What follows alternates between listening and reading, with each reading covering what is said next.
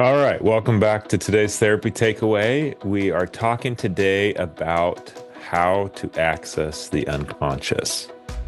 Have you ever had where you feel like there's something inside, there's something that's going on in there, there's something I'm dealing with, I got some block going on, as we talked about last time, there's something in my way, I keep sabotaging myself, getting in the way with my productivity or my work or my relationships, or I keep running into the same difficulties. I don't know what it is. How do I get at what's the core of that? How do I get at what's the root of that? Right. So I was working with a patient today, and what we were looking at is he knew he was blocked. He knew he had something going on that was stuck inside of him, but he didn't know what it was or how to access it. And he would go to therapy, he would do different things. And then he would feel like, yeah, well, things are going pretty good. I think I'm ready to wrap up therapy. But then whenever he got triggered or ever got into a stressful situation, it's like he would go right back to square one. So he was saying, look, I don't want to end therapy, but I don't know what to talk about because I don't know what the root of my issues are and how I get to the root of them, which is a real reasonable concern and difficult, place to be.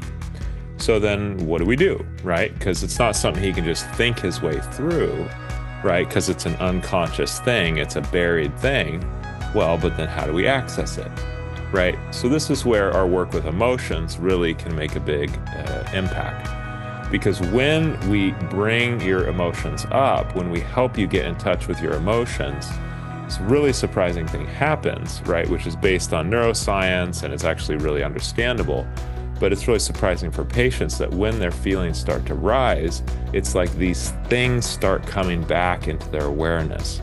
It's like these things that had previously been unconscious now start to come into consciousness. Okay, so for this patient, it was like little fragments of things, little fragments of memories, little fragments of visuals started to come to mind. And this is a really common phenomenon. And what we then see is that the more you bring up your feelings, the actually more clear these past experiences, where these symptoms developed, where your core conflicts are, where you got stuck on these things, where these patterns originated, the more those come into the surface of your awareness, the more they come into your consciousness.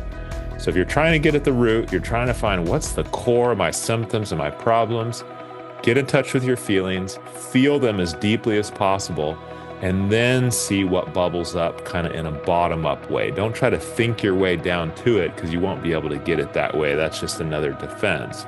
But if you can feel your way into it and bring your feelings up, that'll help you see what's at the core of your difficulties. And that's what we do in therapy every day is we help people get in touch with their feelings, and then the kind of unconscious core of their issues and problems come right to the surface in pretty predictable, reliable ways. So we don't need to know what it is in advance. We just need to help people connect to their feelings, and then the truth just tends to emerge. So if you're looking for a way to help with getting in touch with your feelings, obviously therapy is always a path, or you can check out our EmotionFit program at emotionfit.us/program, where you'll have step-by-step exercises that help you identify your emotions, identify your emotional triggers, and get more in touch at a deeper level of your emotions, as well as tracing back where your emotional conflicts and difficulties originated. And that's all in the program. It walks you through step-by-step. So if you're interested in checking that out, you can check it out in the comments or follow us at our website, emotionfit.us. All right, hope that helps. We'll see you for the next takeaway.